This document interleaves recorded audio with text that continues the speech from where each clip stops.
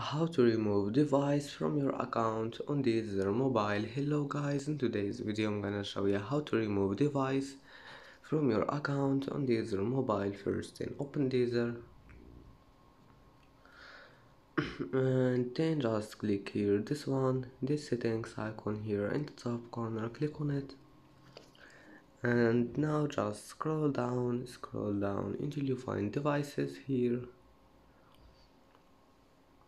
and here you will find it, this one.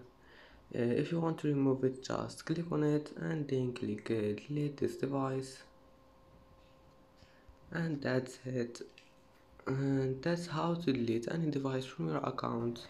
And that's it for today's video. Don't forget like and don't forget subscribe, and thank you for watching this video until the end and see you in the next video.